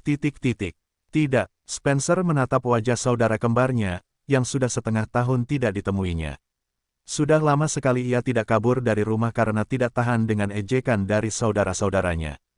Karena tidak bisa melawan mereka karena jabatan ayahnya, ia memilih kabur untuk mencegah kedua belah pihak berkonfrontasi. Kau baik-baik saja, Wendy? Tanya Spencer. Tidak, jawab Wendy. Kau seharusnya tidak kabur, kakak, itu hanya membuat paman dan bibi semakin sombong. Biarkan saja mereka bersikap sombong, Spencer memejamkan mata seolah ingin menyingkirkan pikiran-pikiran negatif itu dari benaknya. Hanya itu yang bisa mereka lakukan. Mereka tidak akan berani memperburuk keadaan, atau mereka tidak akan mampu menanggung akibatnya. Meski begitu, mereka tetap saja membuatku kesal. Wendy menggertakkan giginya karena marah. Tangan yang memegang tombaknya gemetar karena amarah yang dirasakannya di dalam hatinya. Karena kau sudah memanggilku, ayo bertarung saja. Spencer membuka matanya dan memanggil tombaknya sendiri. Ayo, tunjukkan padaku apakah kau sudah menjadi lebih kuat sejak terakhir kali aku melihatmu. Mata biru Wendy berubah menjadi merah muda saat ia mengalirkan kekuatan sihir di dalam tubuhnya. Bilah tombaknya membesar. Alih-alih tombak, Wendy tampak memegang belati melengkung raksasa di tangannya. Kakak, aku akan bertarung dengan serius. Sebaiknya kau tidak menahan diri. Cukup bicaranya. Ayo bertarung. Spencer memutar tombak di tangannya saat ia mengambil posisi bertarung. Kedua petarung saling menatap sembari menunggu Layla mengumumkan dimulainya pertempuran mereka. Kalian berdua sudah siap? Tanya Layla. Ya, siap. Layla mengangguk dan mengangkat tangannya. Pertempuran dimulai. Ketika Layla mengumumkan dimulainya pertempuran, hal pertama yang dilakukan Spencer adalah mundur beberapa langkah. Para murid kelas bela diri tidak mengerti mengapa dia bertindak seperti ini. Namun, mereka segera mengetahui alasan tindakan perwakilan mereka. Beberapa paku baja setinggi 2 meter mencuat dalam garis lurus dari tempat Spencer berdiri beberapa saat yang lalu. Wilayah pembantaian, teriak Wendy sambil menusukkan tombaknya ke tanah. Kekuatan sihirnya meledak dan ratusan paku baja muncul di seluruh Koliseum. Tidak berlebihan jika dikatakan bahwa seluruh medan pertempuran itu mirip dengan punggung landak yang semua durinya berdiri. Spencer mendapati dirinya berada di dalam hutan baja tanpa jalan untuk maju maupun mundur. Ini bukan pertama kalinya Wendy menggunakan gerakan ini untuk melawannya, tetapi, saat itu, dia tidak bermaksud untuk menyakitinya. Sekarang berbeda, Spencer dapat merasakan kemarahan yang terpendam dalam kata-kata saudara kembarnya sebelumnya dan tahu bahwa dia ingin melampiaskan rasa frustrasinya padanya. Meskipun Spencer adalah petarung yang cukup tangguh, dia benar-benar tidak tega menyakiti adik perempuannya. Bocah yang tampak tenang itu menyalurkan kekuatannya ke tombaknya dan memutarnya di sekelilingnya, menciptakan badai yang berputar-putar. Baja di sekelilingnya teriris seperti tiang bambu saat dia maju ke arah adiknya, yang sedang menatapnya dari tengah Koliseum. Wendy menusukkan tombak di tangannya ke arah kakaknya dan Slater Domain menjawab panggilannya. Paku-paku baja melesat keluar dari tanah dan menghujani Spencer seperti hujan anak panah. Spencer meraung dan memutar tombaknya di depannya untuk menangkis rentetan serangan yang datang. Suara denting terdengar saat tombak Spencer menangkis hujan paku baja yang tampaknya tak berujung. Saat itulah dia mendengar raungan dahsyat saat baja yang telah ditepisnya terbang ke udara untuk membentuk Blade Liger. Dia benar-benar mengerahkan seluruh kemampuannya, pikir Spencer sambil menggertakkan giginya. Blade Liger meraung sekali lagi sebelum menyerangnya dengan ganas. Tingginya lebih dari 4 meter dan setiap bagiannya sama mematikannya dengan mata Wendy, yang menatapnya dengan niat untuk membunuh. Untung saja, aku tidak punya adik perempuan. William menelan ludah saat menyaksikan adegan ini terungkap. Mama, Eve kecil kita adalah gadis yang baik, kan? Dia tidak akan melakukan hal-hal seperti ini padaku saat dia dewasa, kan? Meyeh, Fiuh. Sebaiknya aku mengiriminya beberapa permen dalam paket berikutnya yang akan kami kirim ke Lon. Meyeh, tanda hubung tanda hubung tanda hubung tanda hubung tanda hubung. Spencer berusaha sekuat tenaga untuk menahan serangan hujan baja dan Blade Liger, tetapi itu sia-sia. Sebenarnya, bukannya mustahil untuk memenangkan pertarungan, tetapi dia harus memaksakan diri untuk membunuh adik perempuannya. Ini adalah sesuatu yang tidak bisa dilakukan Spencer bahkan jika ada mantra di dalam Coliseum. Tak lama kemudian, tombak baja itu menancap di dalam tubuhnya. Spencer berusaha sekuat tenaga melindungi organ vitalnya saat menangkis serangan Blade Liger yang terus-menerus. William mendesah sambil memejamkan mata. Anak laki-laki yang tampak tenang itu sudah meminta maaf padanya. Spencer tidak berniat memenangkan pertempuran. Tujuannya menerima tantangan itu adalah untuk menahan kebencian adik perempuannya dan mencoba meredakan sakit hatinya. Meyeh, Ella mengembik pelan seolah memberitahu William bahwa pertempuran sudah berakhir. Tubuh Spencer berubah menjadi partikel cahaya dan para anggota divisi sihir bersorak atas kemenangan mereka. Ini meninggalkan rasa tidak enak, Drake meludah ke tanah. Meskipun dia merasa getir, dia sudah melihat hasil pertempuran itu saat melihat punggung Spencer yang kesepian saat dia pergi untuk menghadapi adik perempuannya. Itu adalah punggung seorang pria yang tidak berniat menang. Bukan hanya dia, Conrad dan antek-anteknya telah menghabiskan banyak waktu dengan Spencer, Drake, dan Priscilla selama 2 minggu terakhir. Hubungan mereka telah tumbuh sedikit lebih dekat dan, meskipun mereka masih saingan, mereka telah menerima satu sama lain sebagai anggota divisi kelas bela diri. Kepala Prefek, izinkan aku bertarung berikutnya, kata Drake sambil melangkah maju. Pergilah, William melambaikan tangannya, tunjukkan kepada mereka kekuatan divisi kelas bela diri kita. Drake menggerutu mengiyakan saat ia menjadi pusat perhatian. Matanya kemudian terkunci pada ST yang berdiri di depan divisi kelas sihir. Ia ingin menantangnya, tetapi ia takut William ingin melawan ST juga. Seolah merasakan keraguannya, William memanggil dari belakangnya. Tantang siapapun yang kau suka, perintah William. Jangan khawatir, bahkan jika kau kalah, aku lebih dari cukup untuk mengamankan kemenangan kita. Drake diam-diam berterima kasih kepada William di dalam hatinya saat ia mengarahkan pedang besarnya ke arah ST.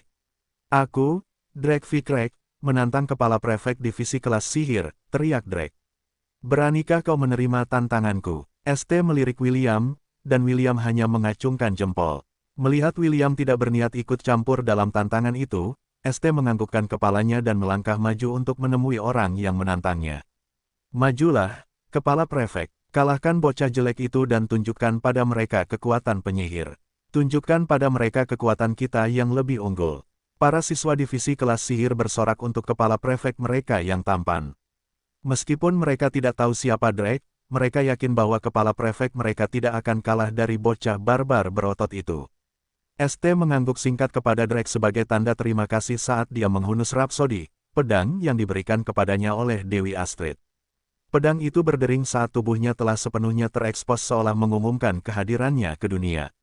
ST berpose memegang Rhapsody di tangan kanannya, sementara memegang sarungnya di tangan lainnya. Dengan pandangan sekilas, orang bisa tahu bahwa dia berencana untuk bertarung menggunakan keduanya pada saat yang sama. Menggunakan dua pedang sekaligus. Tidak buruk, William menyeringai. Kurasa pertempuran melawan Cyclops membuatmu menyadari kekuranganmu. Ini akan menjadi bagus. William memfokuskan perhatiannya pada pertempuran yang akan terjadi. Sudah 4 tahun sejak terakhir kali dia melihat ST bertarung dan dia berharap teman pertamanya di luar Lon telah tumbuh lebih kuat. Hanya ada beberapa orang yang bisa dia percayai di dalam akademi dan ST adalah salah satunya. Pertempuran dimulai. Saat Layla mengucapkan kata-kata itu, Drake menyerbu ke depan seperti banteng yang mengamuk dan terbebas dari kandangnya. Pedang besar di tangannya berkilau di bawah sinar matahari saat ia menutup celah antara dirinya dan lawannya. ST, di sisi lain, tidak mundur. Sebaliknya, ia juga menyerbu ke depan yang membuat para siswa kelas divisi sihir berteriak kaget. Benturan baja bergema di dalam Coliseum saat kedua belah pihak bertabrakan. ST merasa tangannya mati rasa karena kekuatan lawannya yang lebih unggul. Ia tahu bahwa ia akan berada dalam posisi yang tidak menguntungkan jika ia bertukar pukulan dengan Drake, tetapi ia tidak mundur. Tangan kirinya, yang memegang sarung pedang, menebas ke arah sisi tubuh Drake, memaksanya untuk mundur selangkah. Setelah mendapatkan kembali pijakannya, Drake memegang pedang besarnya dengan kedua tangan saat ia melakukan serangan balik dengan maksud untuk membelah ST. William mengangkat alisnya, ketika ia menyadari bahwa ST berencana untuk bertukar pukulan dengan Drake dalam pertempuran jarak dekat. Suara dengungan terdengar di telinga semua orang saat pedang di tangan ST mulai bersinar. Tatapan mata ST yang tak tergoyahkan tak pernah lepas dari lawannya saat pedang di tangannya berdengung penuh harap.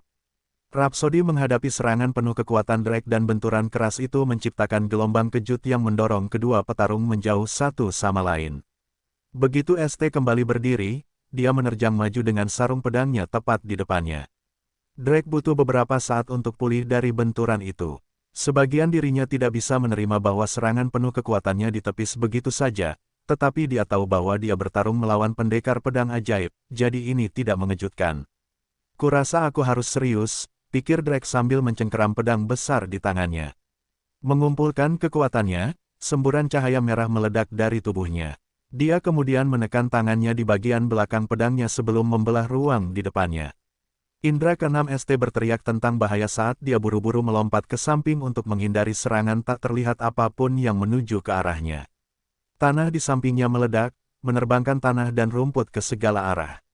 Ketika debu menghilang, kawah setinggi 6 meter muncul di tempat ST berdiri beberapa saat lalu. ST tidak repot-repot memperhatikan skala serangan Drake untuk waktu yang lama, karena lawannya belum selesai. Drake mengayunkan pedang besar di tangannya seperti pengusir lalat. ST harus berkonsentrasi untuk menghindari serangan kuat Drake. Dia tidak bisa melakukan ini selamanya, pikir ST sambil menggunakan kecepatan dan fleksibilitasnya yang unggul untuk menghindari serangan tak terlihat lainnya dari bocah lelaki yang tampaknya menggunakan seluruh kekuatan di tubuhnya untuk mempertahankan rentetan serangannya. Wow, anak yang menakutkan, puji Layla sambil menatap Drake sambil tersenyum. Berapa usianya? Bagaimana dia bisa menggunakan tahap awal aura pedang dan niat pedang di usia semuda itu? Dia berusia 16 tahun ini, jawab Grant. Saya yakin gurunya melatihnya di pegunungan selama 2 tahun, jadi dia terlambat mendaftar di akademi. Dia tidak menggunakan ini saat bertarung melawan Priscilla, pikir William sambil menatap anak laki-laki yang lebih tua yang sangat ingin menang melawan ST. Saya rasa ini salah satu kartu trump-nya. Kelihatannya kekalahan Spencer membuatnya marah, dan sekarang dia akan mengerahkan seluruh kemampuannya. Drake tidak menyerang secara acak. Dia dengan hati-hati mengamati reaksi ST saat dia melanjutkan rentetan serangannya. Aura pedangnya hanya bertahan selama 3 menit, jadi dia bersiap untuk melepaskan serangan sejatinya pada saat yang tepat. ST menggertakkan giginya saat dia terpaksa melompat ke udara untuk menghindari serangan terakhir Drake karena itu tidak memberinya ruang untuk bermanuver. Melihat lawannya melompat ke udara, Drake bersiap untuk melepaskan Coup de Grace yang akan mengakhiri pertarungan mereka. Serangan menghancurkan langit. Drake meraung saat dia melepaskan seluruh kekuatannya ke dalam gerakan terakhir ini. Sebuah bayangan singa merah setinggi 5 meter muncul di depannya dan meraung. Bayangan itu kemudian berubah menjadi sinar cahaya merah tua yang melesat ke arah ST yang masih berada di udara. Ironisnya, ST juga memikirkan hal yang sama. Ketika dia melompat ke udara, dia sudah dalam proses melepaskan salah satu blade skill terkuatnya. Aura emas mengelilingi pedang ST saat dia juga menggunakan sword auranya. Rhapsody berdengung di tangannya seolah memberitahu pemiliknya bahwa pedang itu siap kapan saja.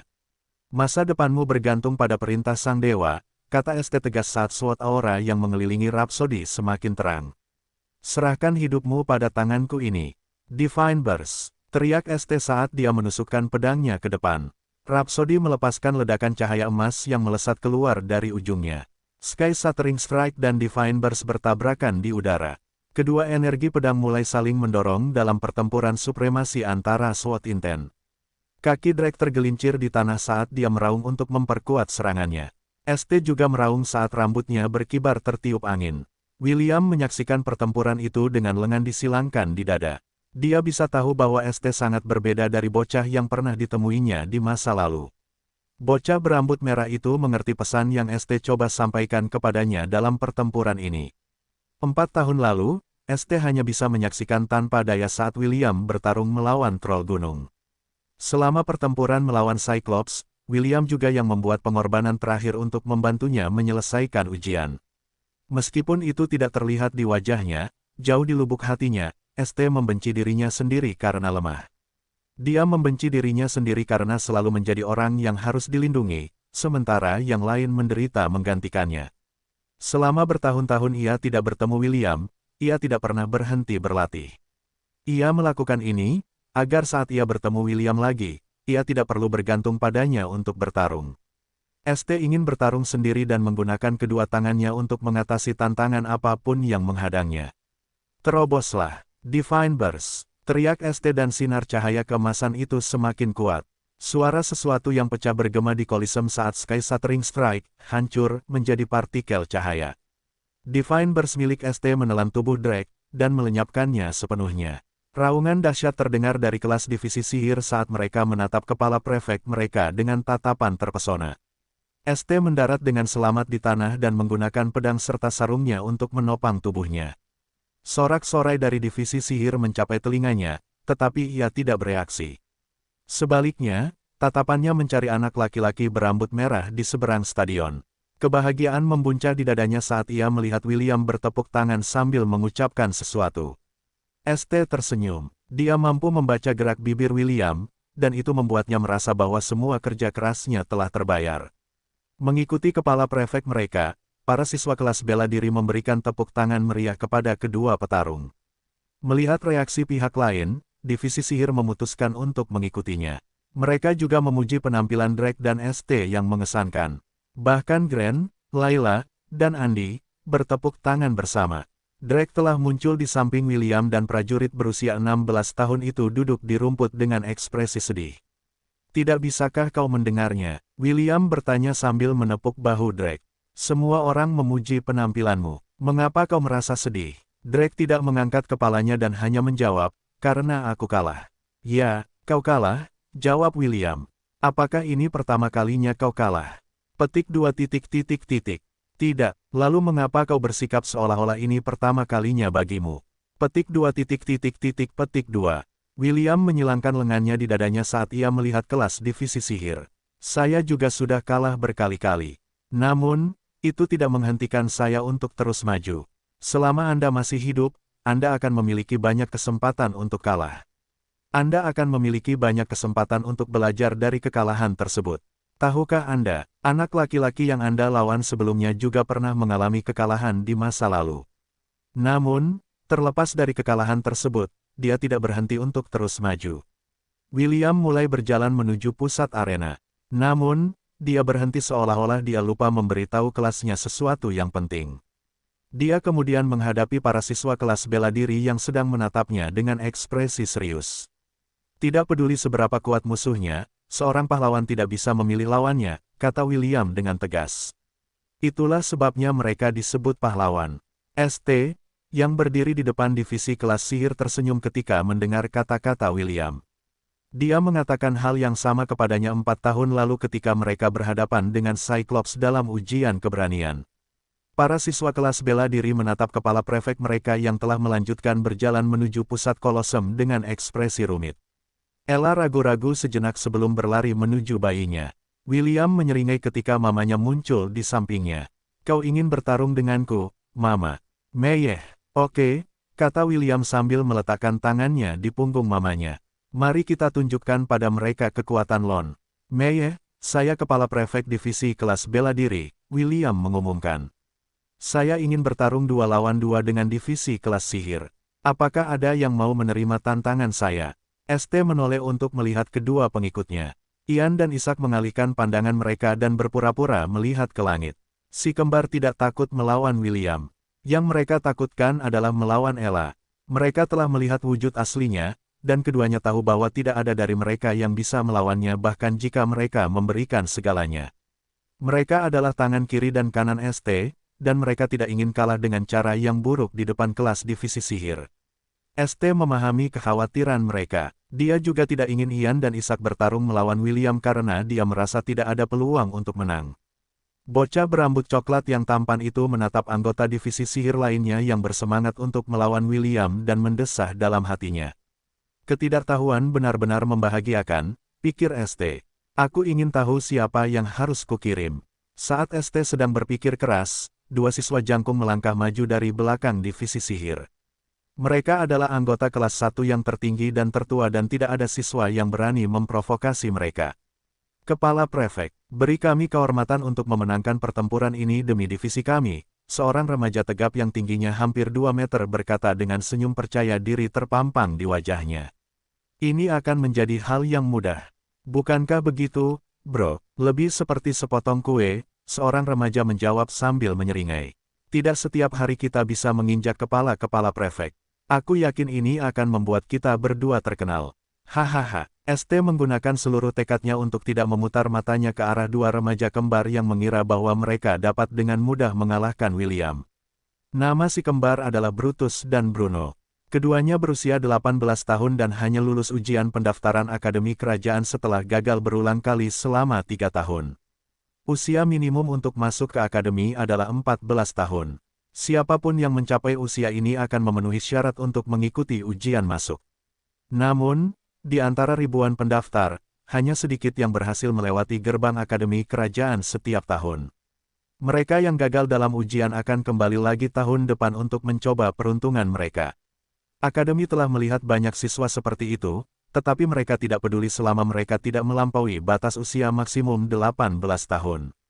Priscilla dan Spencer berusia 15 tahun, sementara Drake berusia 16 tahun. Ada juga beberapa anak berusia 18 tahun di antara kelas bela diri, jadi keadaan Brutus dan Bruno tidak terlalu langka di akademi. Meskipun mereka lebih tua dibandingkan dengan teman sebayanya, fakta bahwa mereka berhasil mendaftar di akademi membuktikan bahwa mereka memiliki potensi.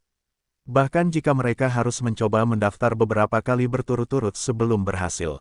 Pergilah. Namun, berhati-hatilah, jawab ST. Kepala Prefek kelas bela diri bukanlah orang yang mudah ditipu. Jangan khawatir, Kepala Prefek. Brutus tersenyum. Kakakku dan aku sangat berpengalaman dalam pertempuran kelompok. Percayalah pada kami. Benar. Bruno menganggukkan kepalanya. Ketika pertempuran ini berakhir, kelas bela diri tidak akan bisa mengangkat kepala mereka di hadapan kita lagi.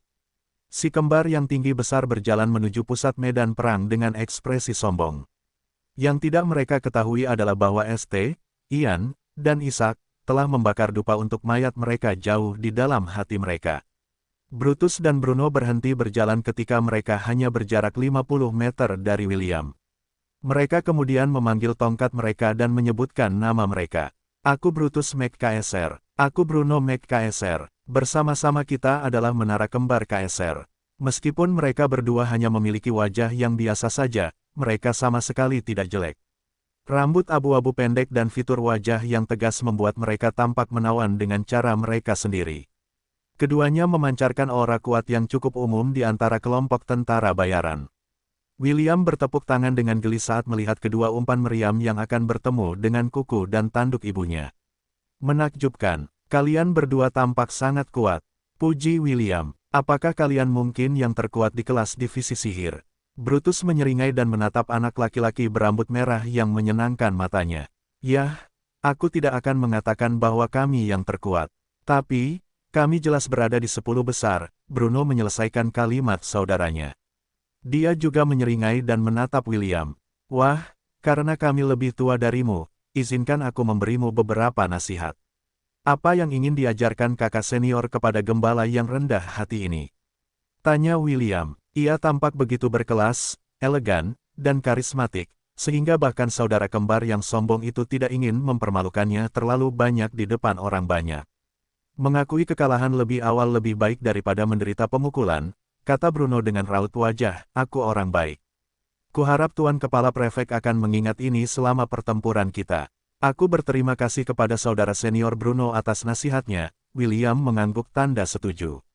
Aku akan mengakui kekalahan ketika kupikir tidak ada peluang untuk menang. Itu bagus, Brutus menyeringai. Mari kita bertarung dengan ramah.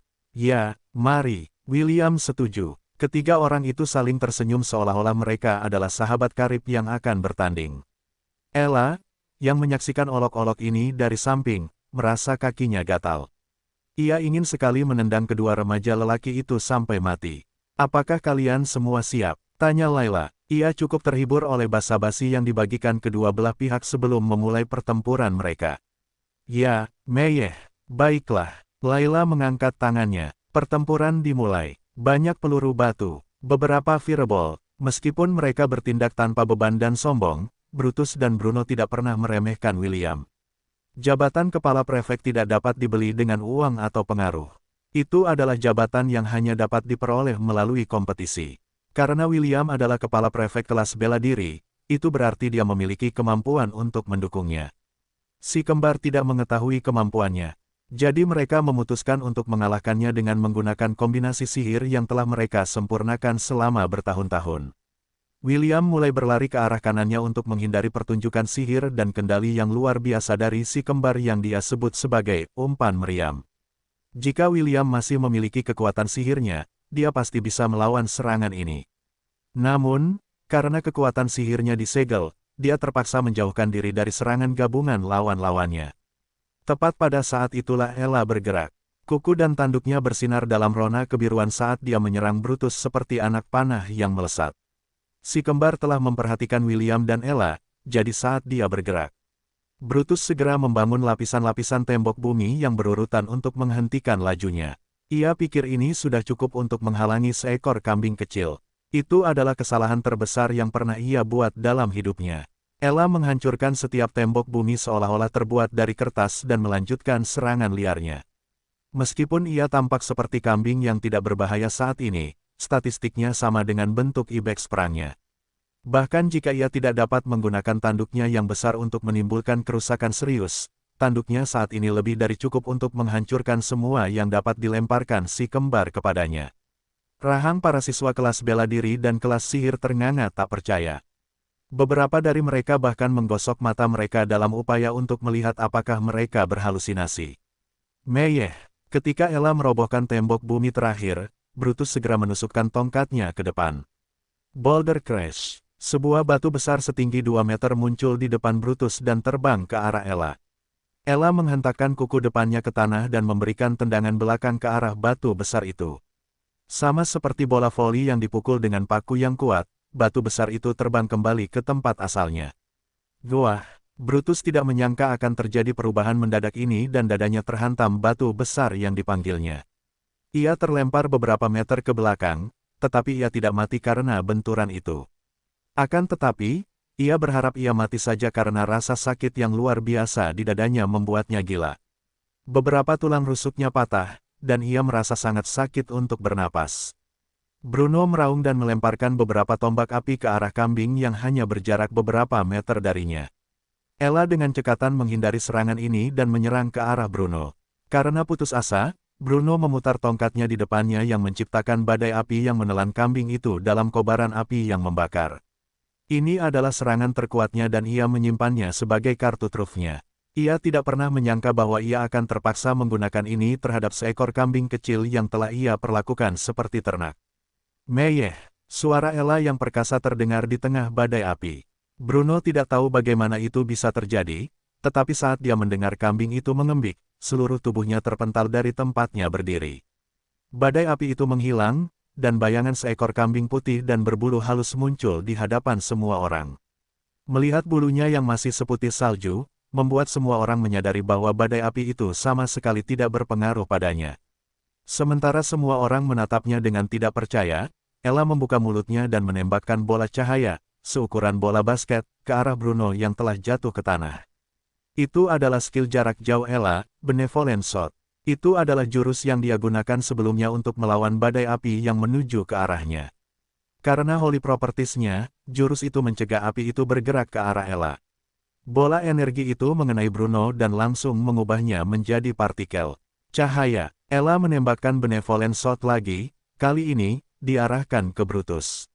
Sama seperti yang terjadi pada saudara kembarnya, Brutus berubah menjadi partikel cahaya yang berarti bahwa pemenang pertempuran ini tidak lain adalah William dan Ella. Pertarungan yang berat, seru William sambil berjalan santai ke arah Mama Ella. Untungnya, mamaku sangat kuat. Kerja bagus, Mama. Meyeh. William membelai leher mamanya saat mamanya memejamkan mata karena puas. Anggota kelas sihir dan kelas bela diri tidak tahu bagaimana harus bereaksi terhadap pertarungan yang baru saja berakhir. Orang yang mengalahkan kedua petarung itu adalah Ella, sementara William hanya berlari menghindari serangan. Tidak berlebihan jika dikatakan bahwa William bahkan tidak bergerak sedikit pun untuk membantu memenangkan pertarungan. Kalau begitu, siapa selanjutnya? Tanya William dengan senyum polos. Pertarungan berakhir sebelum aku bisa melepaskan jurus pamungkasku. Aku merasa tidak puas dengan hasil ini. Apakah ada yang ingin melawan kita lagi? Wajah ST, Ian, dan Ishak menegang saat mendengar provokasi bocah tak tahu malu itu. Mereka tahu bahwa Ella sendiri sudah cukup untuk mengakhiri pertarungan, jadi mereka bahkan tidak repot-repot melawannya. Namun, William memaksa para siswa divisi sihir ke ronde kedua. Ini adalah sesuatu yang tidak akan diizinkan ST karena hanya akan menurunkan moral timnya. Karena pertarungan sudah berakhir, sebaiknya biarkan siswa lain ikut berpartisipasi, jawab ST. Kepala prefek kelas bela diri seharusnya tidak memonopoli sorotan. Benar sekali, Ian setuju. Kepala prefek seharusnya membiarkan anggotanya yang lain bertarung. Tidak baik menyimpan semua hal yang bagus untuk diri sendiri. Williams menggaruk pipinya karena ST dan Ian bersikeras mencegahnya mengamankan kemenangan mudah lainnya. Meyeh, baiklah, Mama, aku akan mendengarkanmu. Meyeh, Ella telah memberitahu William untuk tidak menggertak anak-anak, jadi William akhirnya mengalah. Keduanya berjalan kembali ke kelas bela diri dengan ekspresi tenang, seolah-olah pertempuran yang mereka hadapi bukanlah masalah besar bagi mereka. Hal ini memotivasi para anggota kelas bela diri dan membuat mereka tampil sebaik mungkin melawan divisi kelas sihir. Meskipun divisi kelas bela diri mengalami lebih banyak kekalahan selama beberapa pertandingan berikutnya, tidak ada dari mereka yang menganggap kekalahan ini serius. William telah memberitahu mereka bahwa dia akan melatih mereka secara pribadi keesokan harinya agar menjadi lebih kuat. Menghadapi harapan seperti ini, mereka mampu bertarung tanpa rasa khawatir dan bahkan membuat lawan mereka pusing. Dari 30 pertempuran yang terjadi pada hari itu, kelas bela diri hanya memenangkan 10. Meskipun demikian, divisi sihir tidak meremehkan mereka. Mereka telah mengalami sendiri betapa sulitnya bertarung melawan ahli bela diri, dan telah belajar banyak dari pengalaman itu. Beberapa gadis dari divisi sihir bahkan melirik William selama jeda di antara setiap pertempuran.